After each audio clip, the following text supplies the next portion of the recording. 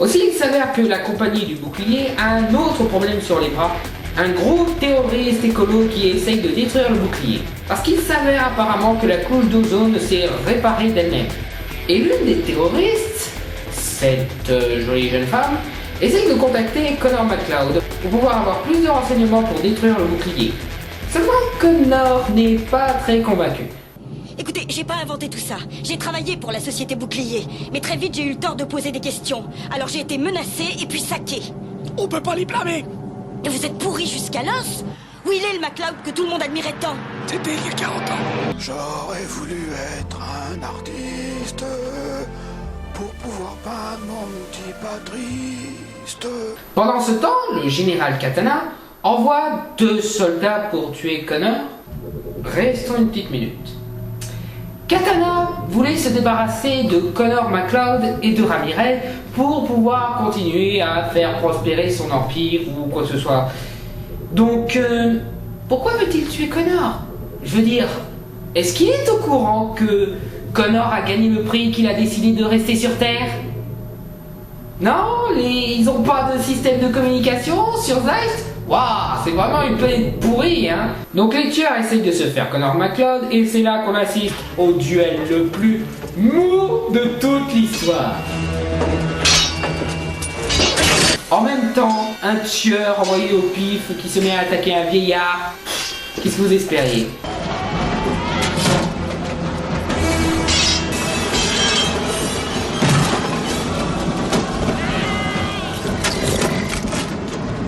Les super tueurs de toute la galaxie. Ils se font tuer par un vieux pépé qui a la voix toute bizarre, comme s'il avait fumé 50 clopes.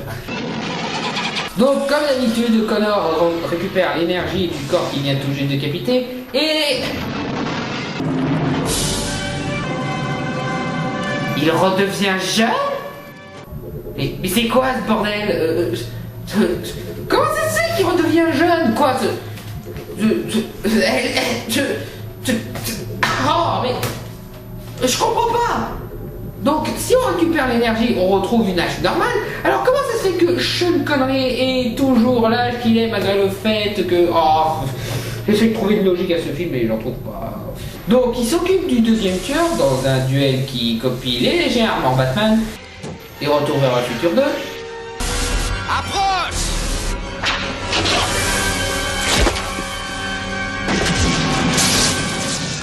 Il reçoit un nouvel éclair, ouais, parce que ça nous manquait le moment où tu criais. La dernière fois, c'était il y a 2 minutes.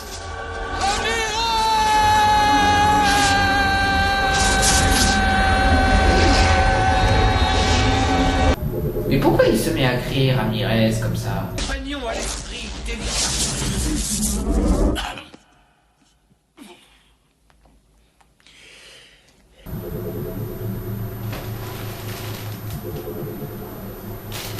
Quoi? Ramirez revient d'entre les morts? Est-ce qu'il y a une quelconque logique dans ce film? Je veux dire, déjà, on a du mal à accepter que les immortels, dont l'un d'entre eux était nommé Highlander, je signale, sont en réalité des aliens. Qu'un gouvernement, un empire ou quoi que ce soit condamne ces prisonniers en les envoyant sur Terre. Et en plus de ça, on a du mal à croire à Christophe Lambert qui redevient jeune. Et en plus de vous essayer de nous faire avaler le retour de Ramirez d'entre les morts, tout simplement parce que Connor a crié son nom. Oh. Ça va être long, ça va être long. Donc, ouais, Ramirez revient d'entre les morts en plein milieu d'une pièce de théâtre. Je l'ai bien connu, Horatio. Vous faites erreur. Je m'appelle Ramirez. Vous allez me ficher de camp. Excusez-moi. Un compagnon à l'esprit délicat. Le plus excellent des êtres. Je suis navré d'interrompre votre conversation, mais... Cet ami m'a porté 1000 fois sur ses épaules. Quels que soient les sentiments que ce personnage et vous éprouviez mutuellement, je n'aurais garde de vous en faire reproche. T'as fini de faire chier, peau de gland. Peau de gland? C'est quoi ça, peau de gland? Crétin ou pas crétin? Non, pour être honnête, Sean Connery est le seul truc qui vaut vraiment le coup dans ce film. Pourquoi? Parce que concrètement, il ne fait rien, n'apporte quasiment rien, il ne sert absolument à rien dans ce film. Et pourtant, il est classe, il est divertissant, il est cool, on a apprécie vraiment les scènes qui sont avec lui. Tout ce qu'il fait, c'est se commander un nouveau costume, boire un petit verre de pastis, et faire comme s'il tournait une pub. Bon, retournons à Christophe Lambert. Je suis Connor MacLeod du clan MacLeod. Et j'ai été banni à vie de la planète Zeist il y a plus de 500 ans. Et j'ai été exilé sur Terre. Et je ne peux pas mourir. Non mais, non, sérieux, c'est quoi son truc? Attends, déjà, le coup des immortels, c'était limite. Qu'il plante le couteau, ça c'était un plus. Mais là, qu'ils disent directement que c'est un extraterrestre, que c'est un immortel et tout ça, et hop! Attends, ils se connaissent depuis 2 minutes. Tu lui dis que t'es un extraterrestre, et boum, dans le lit. Moi, je suis Louise Marcus de Flagstaff, Arizona. Enchanté. Oh, mais... Non, là c'est pas possible, tu as un truc, là, t'as un pouvoir magique, quelque chose, je sais pas moi. Donc après un débat répété plusieurs fois, Christophe Lambert décide de mener son enquête pour savoir si la couche d'ozone est en effet revenue. Et il va contacter Albert Einstein. Il s'avère que Albert Einstein a trouvé une piste sur la reconstruction de la couche d'ozone, mais bien entendu le Dr Cox veut garder ça au secret pour pouvoir continuer à être financé par tous les gouvernements du pays. En attendant, Katana, qui n'a pas pensé à donner un communicateur à ses tueurs, va sur Terre pour pouvoir tuer lui-même Connor. Probablement le méchant le plus con de tous les temps. Non mais franchement, il faut se renseigner avant d'agir. Déjà, renseigne-toi que Connor soit encore en vie. Ensuite, renseigne-toi que Connor veut revenir sur Zeist. Troisièmement, renseigne-toi si tes tueurs ont tué Connor. Bon, pour être honnête, j'aime bien aussi Michael Ironside dans ce film. Mais c'est tout simplement parce que c'est un gros stéréotype de méchant. Ça n'apporte pas vraiment de qualité au film, mais c'est fun. Aussi, je pense qu'il trouve Connor un petit peu trop facilement. Déjà, le fait que, apparemment, la manière dont ils sont transportés de Zeist sur Terre est un petit peu aléatoire. Donc, il faut qu'il y ait beaucoup de chance pour ne serait-ce être dans la même ville que Connor. Mais en plus de ça, il le trouve quelques minutes après avoir défoncé un train. Tu es toujours un abruti. Tu ne reviendras pas sur Zeist, MacLeod. Mais j'en avais pas l'intention. Qu'est-ce que tu veux dire? Après tout ce temps, j'étais prêt à rendre les coups qu'on m'a portés, à vieillir et à mourir.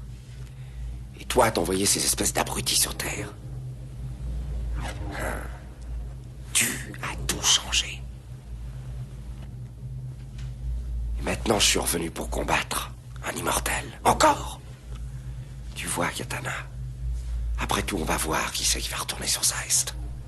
Eh oui, mon gars, tu es bel et bien un con. En fait, je suis bien mieux ici. Il y a une atmosphère. Je crois que je vais rester. Non, je ne suis pas un stupide, non, je savais très bien que tu voulais rester. Mais je voulais voir ce que c'était sur Terre. C'est pas mal du tout. Ensuite, pour je ne sais quelle raison, Katana va voir le Dr Cox pour lui proposer un partenariat. Je pense.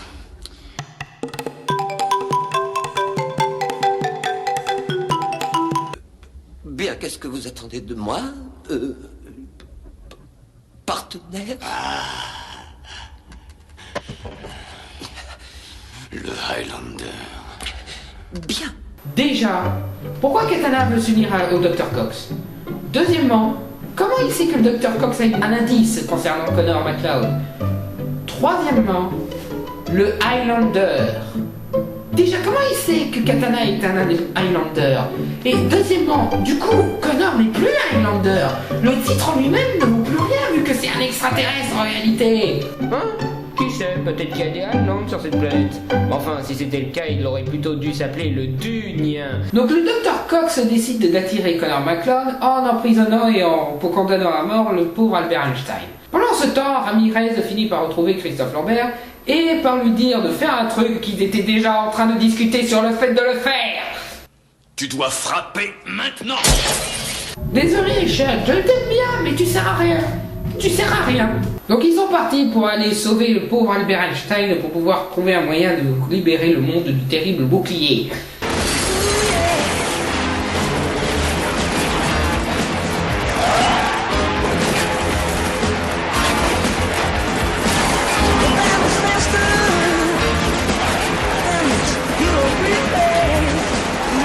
vrai tir au pigeon. Ils ont pris au moins une centaine de balles chacun.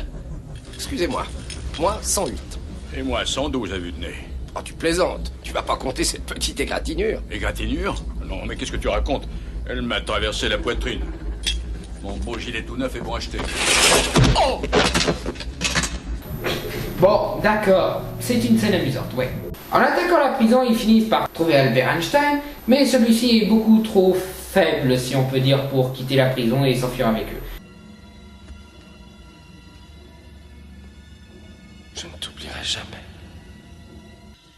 Ça ne les mènera nulle part. Parce que... ils vont mourir. Waouh! Ça va ne le mener nulle part parce qu'ils vont mourir. Probablement une des plus grandes phrases de notre cher Perry Cox. Et je ne veux plus que tu m'appelles Dr Cox quand t'es devant tes patients. Une fois qu'ils connaissent mon nom, ils n'arrêtent plus de me biper pour m'interroger tellement ils se rendent compte que t'es incapable de les soigner. Je tiens à protéger mes arrières, alors à partir de maintenant, je ne répondrai que si tu m'appelles Doc, Docteur, César, mon maître. Et non, non, ce n'est pas une plaisanterie, ce n'est pas drôle du tout. C'est même très grave.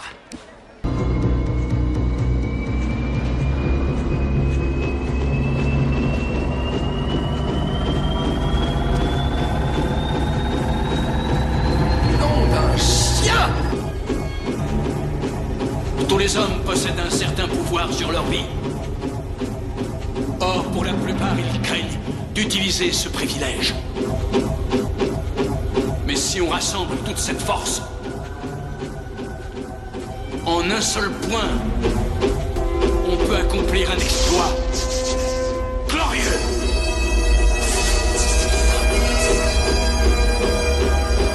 Ce que je trouve con dans cette scène, c'est qu'ils auraient pu garder un peu plus de suspense et d'ingéniosité en montrant McCloud et sa nana en train de trouver une solution pour sortir.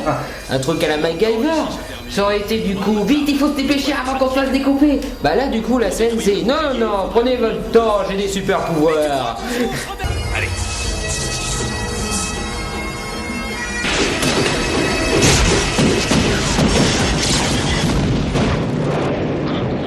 Ok, résumons. Ils sont partis pour aller sauver Albert Einstein, pour pouvoir découvrir un truc qu'ils se doutaient déjà, pour au final ne pas le sauver du tout, et au passage, perdre Ramirez. Donc après que Connor et sa bien-aimée aient échappé grâce à Sean Connery, dernier piège mortel du plus débile des vilains de James Bond, Katana est très désappointé. Vous en êtes certain? Eh bien... Peut-être.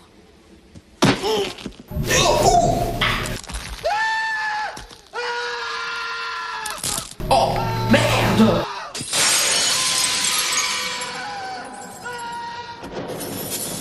Hey, il vient de briser les couilles de Perry Cox! Ok, je vois ce que c'est, Joséphine. Je vais te prescrire 2 testicules. On te les greffe quand tu veux. Et je vous laisse deviner, duel final.